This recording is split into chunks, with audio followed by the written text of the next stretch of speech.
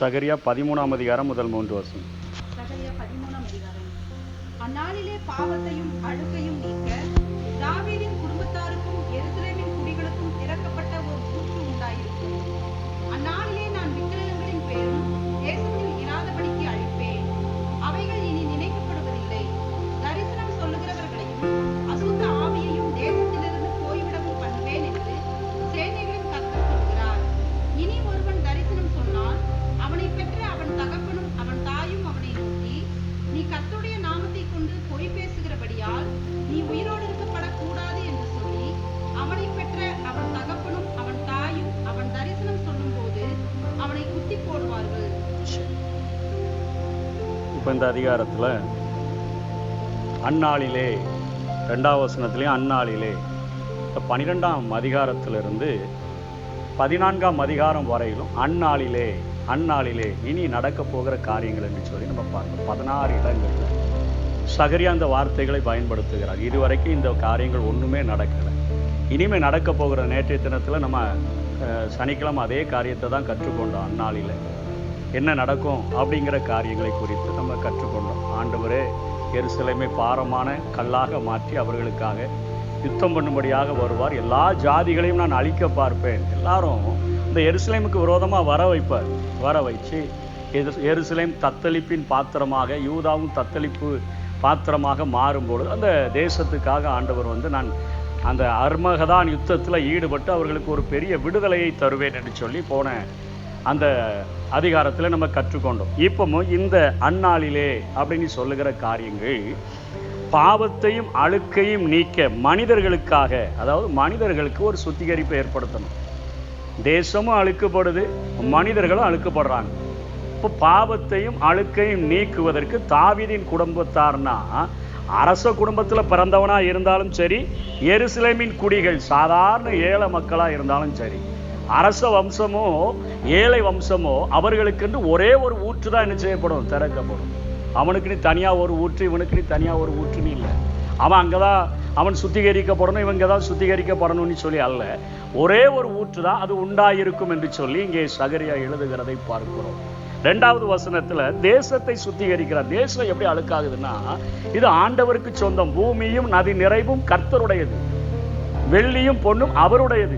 ஆதியிலே தேவன் வானத்தையும் பூமியையும் சிருஷ்டித்தான். ஆனால் மனுஷன் என்ன செய்யறான், அதுக்கு நிறைய காரியங்களை இதுதான் உண்டாக்கிச்சுன்னு சொல்லி அநேக சொரூபங்களின் பேரை அவர் வைத்து விடுகிறான். தரிசனம் சொல்றான், அசுத்த ஆவிகளை வச்சு என்ன செய்யறான், குறி சொல்றான், எல்லாம் செய்யறான். அசுத்த ஆவிகளை கொண்டு குறி சொல்லுகிற காரியம், அசுத்த ஆவிகளை கொண்டு ஏடு எழுதுறேன் அதை எழுதுறேன்னு சொல்லுகிற காரியங்கள், இவைகளின் நிமித்தமா தேசம் என்ன செய்யப்படுது, அழுக்காகுது. தேசம் பாவப்படுது, பாவத்தினால் நிறைகிறது, அழுக்காகுது. தேவன் என்னையன்றி உங்களுக்கு வேற தேவர்கள் உண்டாயிருக்க வேண்டாம். அப்போ அது தாண்டி இந்த தேசத்துல மனிதர்கள் செய்கிற காரியங்களின் நிமித்தமா தேசம் அழுக்கடைஞ்சு போய் கிடக்குது. அதையும் நான் என்ன செய்வேன், சுத்தம் பண்ணுறேன். சரி, இன்னைக்கு திறக்கப்பட்ட ஊற்று அப்படிங்கிறார். அப்போ அந்நாட்களில் ஒரு திறக்கப்பட்ட ஊற்று உண்டாகுமா அப்படின்னு சொன்னா இதனுடைய அர்த்தம் என்ன? 2000 ஆண்டுகளுக்கு முன்பாகவே கல்வாரி சிலுவையில ஒரு திறக்கப்பட்ட ஊற்று உண்டாயிடுச்சு. இப்போ இன்னைக்கு சபையின் மக்களுக்கு, இன்றைக்கு இயேசு கிறிஸ்துவை தெரிந்தவர்களுக்கு, இயேசு கிறிஸ்துவை அறிய மனமில்லாதவர்களுக்கும் தெரியும், இயேசு கிறிஸ்து கல்வாரி சிலுவையில தன்னுடைய எல்லா சொட்டு இரத்தத்தையும் அவர் சிந்தி அவர் சிலுவை மரணத்தினால மரணம் அடைந்தார்னு சொல்லி இந்த வேதக்காரங்கன்னு சொல்லி மற்றவங்க கேள்விப்படுகிறவர்கள் எல்லாருக்கும் தெரியும். ஆனால் எல்லாரும் திறக்கப்பட்ட ஊற்று அப்படின்னு அர்த்தம் என்ன? எங்களுடைய பாவங்களை கழுவுகிறதற்கும் எங்கள் அக்கிரமங்களை கழுவுகிறதற்கும் இந்த இயேசுவின் ரத்தம் போதுமானதுன்னு சொல்லி என்ன செய்யறதில்ல, நம்புறது. நம்பினவர்கள் ஆண்டவர் பக்கத்தில் வந்திருக்கிறாங்க. எங்களுக்கு நீ கல்வாரி சிலுவையில் எங்களுடைய பாவங்களை போக்கும்படியாக நாங்கள் என்ன எங்கள் சரீரத்தில் சுமக்க வேண்டிய தேவையில்லை, எல்லாவற்றையும் 2000 ஆண்டுகளுக்கு முன்பாக அவர் சுமந்து தீர்த்து விட்டார். நாங்கள் எங்கேயோ போய் புனித நீரோடையில் நாங்கள் நீராட வேண்டுவதில்லை, இல்லைன்னா எங்கள் சரீரங்களை காயப்படுத்தி நாங்கள் எங்களுடைய சரீரங்களை வருத்த வேண்டியதில்லை, இல்லைன்னா எதையாவது ஆடு மாடு பன்னிக்குட்டியை போய் பழி செலுத்த வேண்டியதில்லை. எங்களுக்காக திறக்கப்பட்ட ஒரு ஊற்று இயேசு கிறிஸ்துவின் இரத்தம் சகல பாவங்களையும் கழுவி எங்களை சுத்திகரிக்கும் அப்படிங்கிற ஒரு நம்பிக்கை உண்டாயிடுச்சுன்னா போதும். அந்த நம்பிக்கை தான் நமக்காக இன்றைக்கு திறக்கப்பட்ட ஊற்று. இன்னைக்கு சபை நம்புது. இன்றைக்கு சபையை பின்பற்றுகிறவர்கள் நம்புகிறார்கள், இயேசுவுக்கு விரோதியானவர்களும் நம்புகிறார்கள். ஆனால் அந்த கல்வாரி சிலுவையில் அவரை தூக்கி அறைந்த இஸ்ரவேலர்கள் என்ன செய்யறதில்லை, நம்புறது. திறக்கப்பட்ட ஊற்று மேசியா கல்வாரி சிலுவையில் நம்ம அவரை கொலை குற்றவாளியாகத்தான் அழித்தோம். ஏன்னா உயிரோடு கூட இழந்ததை சொல்லும் போதே அங்கே 100க்கு அதிபதி மற்றவங்களாம் என்ன செஞ்சுட்டாங்க, போர் செய்வர்களுக்கு காசை கொடுத்து அவருடைய சீஷர்கள் அந்த பாடியை களவா கொண்டு போயிட்டாங்கன்னு ஊருக்குள்ள சொல்லிருங்கப்பா. 3 மணி நேரம் அந்தகாரம் உண்டானது. அநேக இயேசு கிறிஸ்து உயிரோடு கூட எழுந்த பொழுது அத்தனை காரியங்கள் நடைபெற்ற போதிலும் அங்கே போர் செய்வர்கள் தான் பார்த்தாங்க, ஓடி சொல்றாங்க. 100க்கு அதிபதி மற்றவங்ககிட்டலாம் சொல்லும்போது சீஷர்கள் நாங்கள் அசந்து தூங்கிட்டோம்ப்பா, தண்டனை நாங்கள் தானே தரணும், தூங்கிட்டோம், அதனால் அவங்க களவா கொண்டு போயிட்டாங்கன்னு சொல்லி இந்நாள் வரைக்கும் அவரை சரீரத்தை களவா தூக்கிட்டு போயிட்டாங்க அப்படிங்கிற நம்பிக்கை இருக்கிறபடினால இயேசு கிறிஸ்து எங்களுக்காக கல்வாரி சிலுவையில் ஒரு திறக்கப்பட்ட ஊற்றாக ஒரு தன்னுடைய எல்லா சொட்டு இரத்தத்தையும் சிந்தினவர் என்பதை நம்பாமல் என்ன செய்கிறாங்க இருக்கிறாங்க. இன்னைக்கு இயேசு கிறிஸ்துவனுடைய இரத்தம் நம்முடைய பாவம் அழுக்கு மாத்திரம் நீக்குகிறது மாத்திரமல்ல, நம்முடைய இருதயத்தில் குற்ற மனசாட்சி இருக்கும்.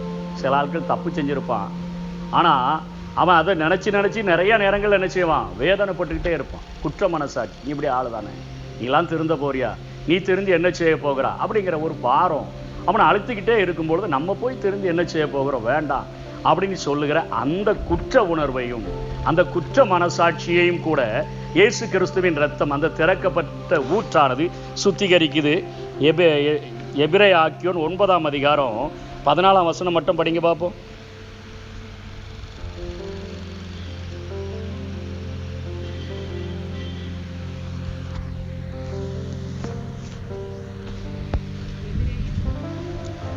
ஒன்பதாம் அதிகாரம் 14ஆம் வசனம் சீக்கிரம் படிங்கம்மா, முடிச்சிடும். 13 வசனம் 9 வசனம் தான் இருக்கு. நித்திய ஆவியினாலே தம்மைத்தாமே பழுதற்ற பலியாக தேவனுக்கு ஒப்பு கொடுத்த கிறிஸ்துவினுடைய இரத்தம் ஜீவனுள்ள தேவனுக்கு ஊழியம் செய்கிறதற்கு நம்முடைய மனசாட்சியை என்ன செய்து செத்த கிரியைகளை சுத்திகரி. குற்ற மனசாட்சி, நீ அதை செஞ்சவங்க, நீ இதை செஞ்சவங்க தானே அப்படிங்கிற அந்த காரியங்களை இயேசுவின் இடத்துல போய் நம்ம அறிக்கை செய்யும் போது, ஆண்டவரே என்னுடைய பலவீனங்கள் இப்படி இருக்குது. மனுஷர்களிடத்துல அறிக்கை செய்தால் அவங்க ஒருவேளை நம்ம ஏளனம் செய்வாங்க. இயேசுவின் இடத்துல போய் நம்முடைய பலவீனங்களை, நம்முடைய அக்கிரமங்களை, நம்முடைய பாவங்களை, நம்முடைய இயலாமைகளை அவருடைய சமூகத்தில் சொல்லி அழும்பொழுது, மிகப்பெரிய ஒரு ஆண்டவரிடத்துல சொல்லி அழும்பொழுது அந்த இயேசு கிறிஸ்துவினுடைய இரத்தம் நம்முடைய செத்த மனசாட்சிகளை கூட என்ன செய்து சுத்திகரிக்குது. செத்த கிரியைகள், இன்னைக்கோ செய்த காரியம் நம்முடைய உள்ளத்தை குத்திக்கிட்டு இருக்கிற காரியங்களை முதற்கொண்டு அந்த திறக்கப்பட்ட ஊற்று நம்புகிற ஒவ்வொருவரையும் இந்நாட்கள் என்ன செய்கிறது, சுத்திகரித்து கொண்டு. அந்நாளில் ஏன் அப்படின்னா, போன அதிகாரத்தில் பார்த்தோம், ஒரு தலைச்சன் பிள்ளை இறந்து போச்சுன்னா அவங்க எப்படி அழுவாங்களோ, ஒரு அந்த சேஷ்ட புத்திரன் ஒரே புத்திரன் தான் இருக்கிறான் அப்படின்னா எப்படி அழுவாங்களோ, அப்படி யாருக்காக அழுவாங்கன்னு பார்த்தோம், அவரை குத்தின அவருக்காக அழுவார்கள்.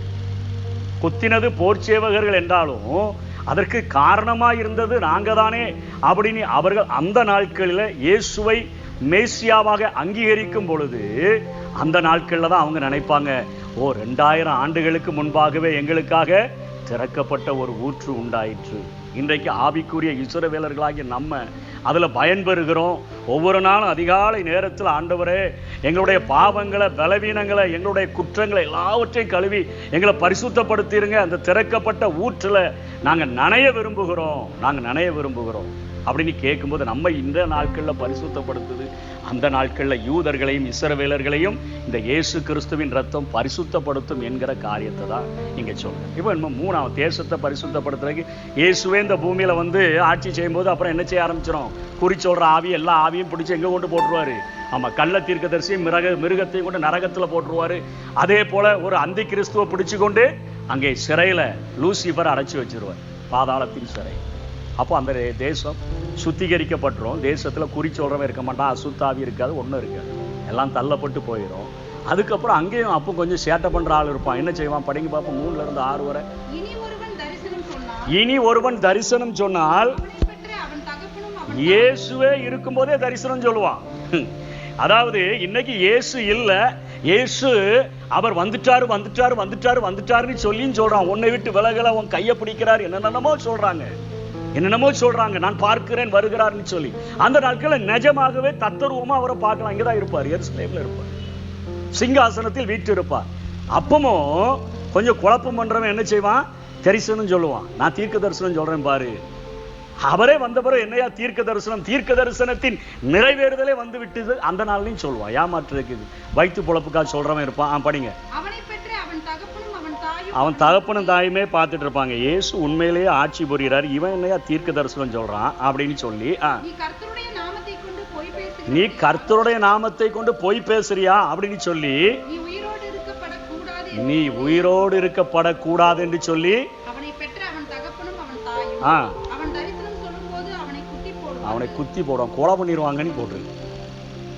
கள்ள தீர்க்க தரிசனமாவடா சொல்றான். இன்னைக்கு நிறைய சொல்றாங்க, அன்னைக்கு சொல்ல முடியாது. இயேசு நிஜமா அந்த பூமியில வாழும்போது இன்னைக்கு அடிச்சு விடுறதெல்லாம் அடிச்சு விடுறாங்க. தீர்க்கதரிசி என்று சொல்லிக்கொண்டு எத்தனையோ காரியங்களை சொல்லுகிறவர்கள் இருக்கிறார்கள். இன்னைக்கு ஜனங்க கூட குத்தி போடுறதில்ல, சொல்லட்டுன்னு விட்டுறாங்க, பெற்றோர்கள் விட்டுறாங்க, சொல்லுன்னு சொல்லி. அந்த நாட்களில் பெற்றோரே சொல்லுவான், நீ ஜனங்களை கெடுக்கிறதுக்கா போறான்னு அவனே குத்தி கொண்டு போட்டுருவான். எந்த கட்டளைக்கு கீழ்ப்படுகிறார்கள்? உபாகமும் 18:20 படிங்க. அந்த காரியத்தின்படி அந்த கொலையை செய்யறாங்க. உபாகமும் 18:20 படிங்க பார்ப்போம்.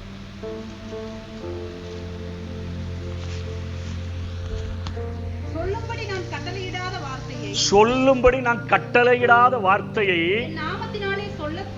என் நாமத்தினால சொல்ல துணியும் தீர்க்கதரிசியும் வேற தேவர்களின் நாமத்தில பேசுகிற தீர்க்கதரிசியும் சாக கடவன். அப்பா அம்மா பார்ப்பாங்க, ஆண்டவருடைய கட்டளையின்படி என்ன செய்ய போற? காலி பண்ணிடுறேன், உன்னை குத்தி போடுவார்கள். இனிமே இங்க வந்துருங்க, அடுத்த வசனம் படிங்க. குத்தி கொண்டு போட்டுருவாங்க. அதுக்கு அடுத்து அந்நாளிலே தரிசனம் சொல்றவன் தன்னுடைய தரிசனத்தினால வெட்கப்பட்டு மயிர் போர்வை, அதாவது பசுந்தோல் போர்த்திய புலி அப்படிங்கிறோம்ல, அப்படி மயிர் போர்வையை போர்த்து கொள்ளாமல் நான் கேட்டான சொல்லிடுவான். அதான் எங்க ஊர்ல முன்னாடி ஒருத்தரை குறித்து சொல்லுவாங்க. அந்த ஊழியக்காரரு முழுரவு ஜெபத்துக்கு வந்ததே 20 பேரோ 30 பேரோ வந்திருந்திருக்கிறாங்க. இவர் பார்த்தாரு, கூட்டம் நல்லா எழுப்புதலா இருக்கட்டும், மக்கள் தூங்காம இருக்கணும்னு சொல்லி வேகமா 60 பேரை சொல்லிட்டாரு. அங்க கொஞ்சம் குறும்பான வாலிபர்கள் இருந்தாங்க, வேகமா எழுதிட்டான், பேர் அவ்வளோத்தையும் எழுதிட்டான், என்னென்ன சொல்றாருன்னு சொல்லி. அவர் பிரசங்கத்தை தொடங்கும் போது நிறுத்திட்டான், கொஞ்சம் இருங்கய்யா, நீங்க 60 பேர் சொன்னீங்க, மொத்தமே 23 பேர் தான் வந்திருக்காங்க, ஒரு ஆளு கூட நீ சொன்ன பேர்ல இங்க என்ன செய்யல, இல்ல, பிரசங்கத்தை நிறுத்தம். ஐயோ, நான் எழுப்புதலா இருக்கட்டும் சொல்லுங்க, நான் தீர்க்கதரிசியும் அல்ல, தீர்க்கதரிசியின் புத்திரனும் அல்ல. நிறைய அப்படிதான் 2 வருஷம் பகிரங்கமா வர்றாங்க, பயங்கரமா தீர்க்க தரிசனம் சொல்ற, 2 வருஷம் கழிச்சு காணாம போயிடுறான். ஏன்னா நடக்கலன்னு கேள்வி கேட்கிறான். நீர் போன வருஷ தொடக்கத்துல சொன்னீர, நடக்கலையே, தீர்க்க தரிசனங்கள் நிறைவேறலையே, நீரப்ப கள்ள தீர்க்க தரிசியோ அப்படின்னு சொல்லும் பொழுது அவன் என்ன சொல்ல ஆரம்பிச்சிடறான்? நாங்கள் தீர்க்க தரிசி அல்ல, நான் விவசாயின்னு சொல்லிடுறான். நான் விவசாயியா, நான் ஊழியக்காரனே இல்லப்பா, நான் தோட்டத்தை என்ன செய்யற ஆளு, பயிரிடுகிற ஆளு. ஏன்னா குத்தி கொண்டு போட்டுருவான், அதனால சொல்றான் பயிரிடுகிறவன். நான் அதை சொந்த தோட்டத்துல கூட நான் வேலை செய்யலையா, ஒரு ஆள்கிட்ட வேலை செஞ்சுட்டு இருக்கேன், வேணா அங்க போய் கேளும்பா. யாரு? கள்ள தீர்க்க தரிசி. இன்னைக்கு அடிச்சு விடுறான், மைக்கு கிடைச்சா அடிச்சு விடுறான். அன்னைக்கு சொல்லிடுவான், ஐயோ நான் ஒரு விவசாயியா, நான் ஒரு தோட்டத்துல, இன்னொருத்தன் தோட்டத்துல தான் என்ன செய்யறேன், வேலை செய்து கொண்டு இருக்கிறேன், ஆனா உடம்புல எல்லாம் நிறைய காயம் இருக்கும், அதுக்கு ரீசன் சொல்றான். படிங்க பாப்போம். அப்பொழுது ஒருவன் அவனை நோக்கி, உன் கைகள்லாம் இருக்கிற இந்த வடுக்கள் என்ன? நாங்க அங்கங்க விளையாடுவோம்ல, எங்க ஃப்ரெண்ட்ஸ் வீட்டுல விளையாடுவோம்ல, அப்ப கீழே விழுந்து என்ன செஞ்சிருச்சு, வடு பயங்கரமான வடுவா இருக்கும். வடு எப்படி இருக்கும்? நல்லா வெட்டு வாங்கின வடுவா இருக்கும், குத்து வாங்கின வடுவா இருக்கும், உயிர் தப்பி இருப்பான். ஆனா என்ன சொல்றது, சிநேகிதன் வீட்டுல பட்டக்கால், அங்கங்க போய் விழுந்தேன்ல, அதுல பட்டுருச்சிங்க. இல்லைன்னா பெற்றோர்கள் அங்கங்க லேசா தட்டினாங்கல்ல, அதுல என்ன செஞ்சிருச்சு, காயம் பட்டுருச்சு. வெளியே சொன்னா அடிச்சு கொன்னே போடுவான். கள்ள தீர்க்க தரிசனம் சொன்னேன், குத்துறான், தப்புனேன்னு சொன்னா திரும்ப இவனையும் குத்தி கொண்டு போட்டுருவான். அதனால அப்படிப்பட்ட காரியங்களை சொல்லுவார்கள். பட்டயமே என் மேய்ப்பன் மேலும். இப்போ இந்த இது முடிஞ்சிச்சு, நான் அடுத்த சாப்டருக்கு வரேன். இப்போ இயேசு கிறிஸ்துவனுடைய அந்த பாடு மரணங்களை சகரியா சொல்றேன். பட்டயமே என் மேய்ப்பன் மேல என்ன செய்ய இறங்கு. பட்டயம் என்பது தேவனுடைய நியாய தீர்ப்பை குறிக்குது. உலக மக்கள் முழுவதும் பாவத்தினால நிறைந்திருக்கிற அந்த நேரத்துல கல்வாரி சிலுவையில தொங்குகிறதற்கு முன்பாக கெத்சமனே தோட்டத்தில் அவருக்கு முன்பாக ஒரு பாத்திரம் வைக்கப்படுது. அந்த பாத்திரத்தை எட்டி பார்க்கிறார். உலக மக்களினுடைய அத்தனை பாவங்களும் அந்த பாத்திரத்துக்குள்ள இருக்குது. அவர் எடுத்து அதை குடிக்கணும், அவர் பருகணும். அதனாலதான் ஜெபம் பண்றாரு, இந்த பாத்திரம் என்னை விட்டு நீங்க கூடுமானால் நீங்கும்படி செய்யும். பரிசுத்தரா வந்திருக்கிறேன், உம்முடைய நியாய தீர்ப்பு இந்த உலகத்தின் மக்களுக்கு கொடுக்கப்பட வேண்டியது, அதை என் மேல செலுத்த போறீங்களே, அதனால இந்த பாத்திரம் நீங்க கூடுமானால் நீங்கும்படி செய்யும். ஆனாலும் என்னுடைய விருப்பத்தின்படி அல்ல, உம்முடைய சித்தத்தின்படியே ஆக கடவுள். இயேசு கடந்து போயிட்டார். பட்டயமே நியாய தீர்ப்பு, தேவனுடைய நியாய தீர்ப்பு. இந்த பூமியின் மக்கள் தப்பிக்க வேண்டும் என்பதற்காக, இந்த பூமியின் மக்கள் பாவத்திலிருந்து பாவத்தின் தண்டனை ரத்தாக வேண்டும் என்பதற்காக குற்றமில்லாத ஒரு தெய்வம் தன்னை கல்வாரி சிலுவையில் என்ன செய்கிறது? ஒப்பு கொடுக்கிறது. எல்லா வேதங்களும் சொல்லுது, ஒரு குற்றமற்ற தெய்வத்தின் ரத்தம் தான் மனிதனுடைய பாவங்களை முழுமையாக போக்க முடியும் என்று சொல்லி வேதத்துல மாத்திரம்தான் அதற்கான ஆதாரங்கள் காணப்படக்கூடியது. பட்டயமே என் மேய்ப்பன் மேல எலும்பு என்றார்.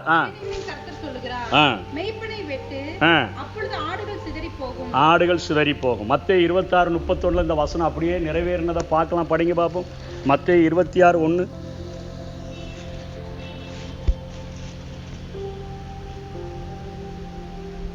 இயேசு இந்த வசனங்களை எல்லாம் சொல்லி, சாரி 26:31 படிச்சிருங்க. 31. அப்பொழுது இயேசு அவர்களை நோக்கி மேய்ப்பனை வெட்டுவேன், மந்தையின் ஆடுகள் சிதறடிக்கப்படும் என்று எழுதியிருக்கிறபடி. யார் எழுதியிருக்கிறா? சகரியா எழுதியிருக்கிறார். மேய்ப்பனை வெட்டுவேன். பட்டயமே தேவனுடைய நியாய தீர்ப்பு நம்ம மேல இறங்க வேண்டிய பட்டயம். இன்னும் கூட திருந்த மாட்டேங்க. வெட்டு வாங்குறதுக்கு உரிய ஆளாதான் இன்னும் இருக்கும். பார்த்துட்டே இருப்பாரு. கோடரிய மரத்தின் வேறருக வச்சிருக்காரு. எப்போ போடுறாருன்னு தெரியாது. நம்ம இன்னும் கொளுத்து போய் தான் அலையிறோம். நமக்காக திறக்கப்பட்ட ஊற்ற பார்க்கறது இல்ல. இஸ்ரவேலர் எப்படி தூங்கிட்டு இருக்கானோ அதே போலதான் தூக்கத்திலே தான் இருக்கிறோம். என்ன நடந்துரும் பார்த்துருவோம்னு சொல்லி எப்போ போட்டு தள்ளுவாரு. இந்த உலகத்துல எந்த ஒரு மனுஷனாலையும் நம்மளை காப்பாற்ற முடியும். பட்டயமே உலகத்தின் நியாய தீர்ப்பு, உலக மக்களின் பாவத்திற்கான தண்டனையே என் மேய்ப்பன் மேல இறங்கு, இயேசுவின் மேல இறங்கு. அதான் சொல்றாரு. அப்பொழுது ஆடுகள் என்ன செய்யப்படும்? அது ஆடுகள் யாரை சொல்லுது? ஷீஷர் பறந்துட்டான். பின்னங்கால் பெதடியில் அடிக்கிற அளவுக்கு என்ன செஞ்சுட்டான்? ஒவ்வொருத்தரும் ஓடிட்டான். அவரை பிடிச்ச உடனே பேதுருவை பிடிச்சு இழுத்துட்டு போறாங்க. முந்திரி கொட்டமாய் நிற்கிறாள். மறுதளிக்கிறான், 3 பேரை சபிக்கிறான், சத்தியம் பண்றான். தெரியவே தெரியாதுன்னு சொல்ற. தெரியவே தெரியாது. மெய்ப்பனை வெட்டுவேன், ஆடுகள் சிதறடிக்கப்படும், எழுதப்பட்டதை இயேசு நிறைவேற்றுகிறார். தனி மனிதனா அந்த கல்வாரி சிலுவைக்கு செல்லுகிற காரியத்தை தான் இங்கே சகரியா குறிப்பிடுகிறார். அடுத்த வசனம் வாங்க. தேசமெங்கும் சம்பவிக்கும் காரியம் என்னவென்றால், அதில் இருக்கிற 2 பங்கு மனுஷர், ஆமா, அந்த நாட்கள்ல அந்த அர்கமதான் யுத்தத்துல 2 பங்கு மனுஷர்கள் அழிக்கப்பட்டு மாண்டு போவார்கள். 2 அதாவது 3 பங்குல 2 பேர் கொளுத்தவனா இருப்பான். அவன் அழிக்கப்பட்டு மாண்டு போவான். கொஞ்சம் பேரை மீதி வைப்பாரு. எப்படி நோவாவின் நாட்கள்ல 8 பேரை மீதி வச்சாரோ அதே மாதிரி கொஞ்சம் பேரை மீதி வைப்பாரு. மீதி வைப்பார். அந்த 3ஆம் பங்கை தான் நான் உபத்திரவ காலத்துல, மக உபத்திரவ காலத்துல எதுக்குள்ள உட்பட பண்ணுவேன்? அக்கினிக்குள்ள உட்பட பண்ணுவேன். அந்த 3 மகா உபத்திரவ காலத்துல எனக்காக எத்தனை வைராக்கியமான சாட்சியா நிக்கிறான்னு பாக்குறதுக்காக அந்த அக்கினிக்குள்ளாக மகா உபத்திரவ நாட்கள், சிப்ப மாட்டினாதான் விற்கவும் கொள்ளவும் சாப்பிடவும் முடியுங்கிற நாள்ல எனக்காக நிக்கிறானான்னு சொல்லி என்ன செய்வேன்? பார்ப்பேன். அக்கினிக்கு உட்பட பண்ணி வெள்ளியை உருக்குகிறது போல அவரை உருக்கி, வெள்ளியும் பொன்னையும் நம்ம சும்மா தண்ணி ஊற்றி கழுவுனா அது சுத்தமாயிருமா? என்ன செய்வாங்கம்மா? நமக்கு லேசா தீப்பட்டோம் அப்படின்னு பொத்துருது. அக்கினிக்குள்ள தான் தூக்கியே கொண்டு போட்டுருவாங்க. அப்படிதானே? நல்லா கொழுந்து விட்டு எரிகிற, அதை உருக்குகிற அளவிற்கு இருக்கிற அக்கினிக்குள்ள தூக்கி கொண்டு போடுவாங்க. அப்ப அந்த வேதனையுடைய ஹார்ட் எப்படி இருக்குன்னு பாருங்க. சூடு, அந்த வேதனை சூளையே சூடுதான். 7 மடங்கு சூடாக்கி தூக்கி உள்ள போடும்போது எப்படி இருக்கும்னு பார்த்துக்கொள்ள. பக்கத்துல போகும்போதே தூக்கிட்டு போனவெல்லாம் எரிஞ்சு போயிடுறான். உள்ள விழுந்தவர்கள் ஆண்டவர் என்ன செய்யறாரு? ஆண்டவரா வெள்ளியை உருக்குகிறது போல உபத்திரவத்தின் வழியா உள்ள அனுப்பி விட்டுட்டாருன்னா வெளியே பார்க்குறவங்களாம் இவன் இதோட முடிஞ்சான்னு நினைப்பாங்க. ஆனால் ஆண்டவர் வெள்ளியை உருக்குகிறது போல உருக்கி பொன்னை புடமிடுகிறது போல புடமிட்டு அப்படியே உபத்திரவத்தின் குகையில என்ன செஞ்சிருவாரு, வெளியே கொண்டு வந்துருவார். உபத்திரவத்தின் குகையில தெரிந்து கொண்டேன். சரி படிங்க. அவர்கள் இப்படி வர்றாங்கல்ல உபத்திரவத்தின் வழியாக. இன்னைக்கு பாடுகள் இல்லாத ஒரு ஆசீர்வாதம் கிடையவே கிடையாது. ஒரு ஸ்கூல்ல ஒரு அடுத்த வகுப்புக்கு போகணும்னா படிச்சாதான் என்ன செய்ய முடியும், போக முடியும். ஒரு விளையாட்டு போட்டியில வெற்றி பெறணும்னா அதற்காக தூக்கத்தை தியாகம் பண்ணி அதை பண்ணி இதை பண்ணி ஜெயிச்சாதான் போக முடியும். ஒரு மல்யுத்தத்துல யுத்தம் செய்து ஜெயிக்கணும்னா அதற்கென்று சரீரங்களை ஒடுக்கி கீழ்ப்படுத்தணும். ஒரு ஓட்டப்பந்தயத்தில் வெற்றி பெறணும்னாலும் அதற்கென்று சரீரங்களை ஒடுக்கி கீழ்ப்படுத்துகிறவர்களா இருக்கணும். மல்யுத்தமானாலும் ஓட்டப்பந்தயமானாலும் எல்லாவற்றிலும் பெற்றுக்கொள்ளத்தக்கதாக நம்ம ஓடும்படியாய் அழைக்கப்பட்டிருக்கிறோமே. அப்போ ஆண்டவருடைய ராஜ்யத்தை பெறணும்னா எதுக்குள்ளதான் கொண்டு வந்து தருவாரு. வந்த உடனே தட்டி கொடுத்து வாப்பா அப்படின்னு கூட்டிட்டு போக மாட்டார். அநேக உபத்திரவங்களின் வழியாகத்தான் நம்மளை என்ன செய்வார், சுத்தம் பண்ணி வெளியே எடுத்து கொண்டு வருவார், பரிசுத்தப்படுத்தி கொண்டு வருவார். சரி படிங்க. அவர்கள் என் நாமத்தை தொழுது கொள்ளுவார்கள். அப்படி வெளியே வர்றான்ல, உபத்திரவத்தின் வழியா வெளியே வந்துட்டான்ல, ஐயோ இதோட அழிஞ்சேன்னு நினைச்சேங்க. தாவீது அப்படிதான் சொல்றாரு, மிகுந்த ஜலப்பிரவாகம் அடிச்சுட்டு போச்சு, இதோட முடிஞ்சேன்னு நினைச்சேன். ஆனா மேல இருந்து ஒரு கை வந்து என்னை பெருவெள்ளத்திலிருந்து என்ன செஞ்சிருச்சு, என்னை தூக்கி எடுத்துருச்சு. அதே போலதான் அவங்க சொல்லுவாங்க, உபத்திரவத்தின் குகையில இவ்வளவு சூடு, உலக மக்கள்லாம் தொங்கிட்டான், நான் மட்டும் தப்பி வைக்கப்பட்டு இருந்தேனே. என்னை தெரிந்து கொண்டபடினால நான் உண்மை என்ன செய்வேன், தொழுது கொள்வேன், உண்மை ஒர்ஷிப் பண்ணுவேன். நான் அவர்கள் விண்ணப்பத்தை கேட்பேன், என் ஜனம் என்று நான் சொல்லுவேன். அவ்வளவுதானே, என்ன இருக்கு, கர்த்தரின் தேவன் என்று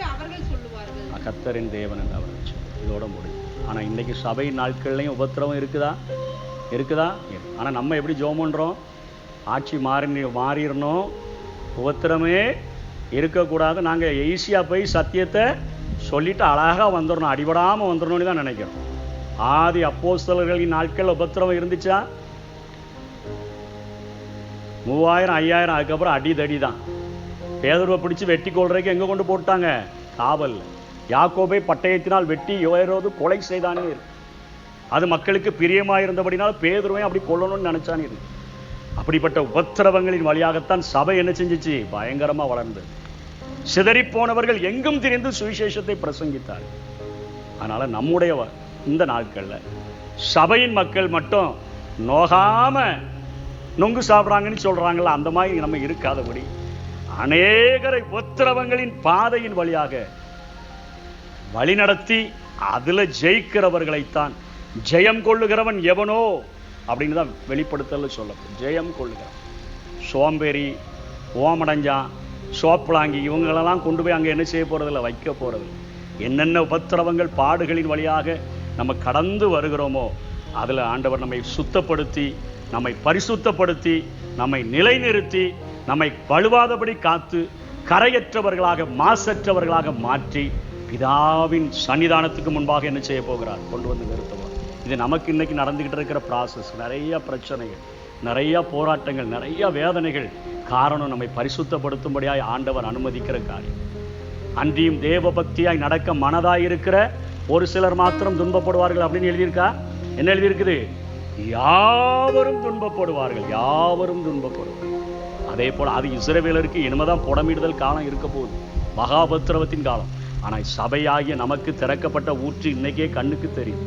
இன்னைக்கே கள்ள தீர்க்க தரிசனம் எதெல்லாம் சொல்றான்னு நம்ம கண்ணுக்கு தெரியுது. அடிச்சு விடுறது யாரெல்லாம் சொல்லு, அதையெல்லாம் நம்ம விரட்டி விடுறதில்ல. சொல்லுங்கய்யா நல்லா இருக்கு, கொஞ்சம் சொல்லுங்க, சொரிஞ்சு விட்டு போங்க, நல்லா சொல்லுங்கன்னு நம்ம கேட்டுட்டு இருக்கிறோம். ராப்பாட்டாளி மாதிரி சொல்றான், நமக்கு சந்தோஷமா இருக்கு. அன்னைக்கு சொன்னா குத்தி கொண்டு போட்டுருவோம். இன்னைக்கு வளர விடுகிறோம், கள்ள ஊழியங்களை வளர விடுகிறோம், கள்ள தீர்க்கதரிசிகளை என்கரேஜ் பண்றோம், காணிக்க கொடுக்குறேன்னு சொல்லுங்கய்யா, இன்னும் 4 குடும்பத்துக்கு அடிச்சு விடுங்கன்னு சொல்றோம். சகரியா எச்சரிக்கிறதை பார்க்கிறோம். சொல்லிடுவான், இன்னைக்கு வேணா தப்பிடுவான், அன்னைக்கு உடம்பு பூதா காயம் ரணகலமாகி வருவான். கேட்பாங்க என்ன அங்கே சிநேகிதன் வீட்டில் லேசா விளையாடும் போது அடிச்சுட்டாங்கங்க, வீட்டில் அப்பா அம்மா லேசா தட்டிட்டாங்க, அதனால வந்தது. அதனை தொடர்ந்து இந்த காரியங்கள் சொல்லப்படும். உபத்திரவத்தின் வழியாக வெள்ளியை புடமிடுகிறது போல, பொன்னை புடமிடுகிறது போல, வெள்ளியை உருக்குகிறது போல உருக்கி பரிசுத்தப்படுத்துவேன். என்னை ஸ்தோத்திரம் பண்ணுவாங்க, அவர்கள் என்னை தேவன் என்று சொல்வார்கள், நான் அவர்களை என் ஜனம் என்று சொல்வேன். என ஒரு அதிகாரம் தான் இந்த சகரியா புத்தகத்தில் இருக்குது.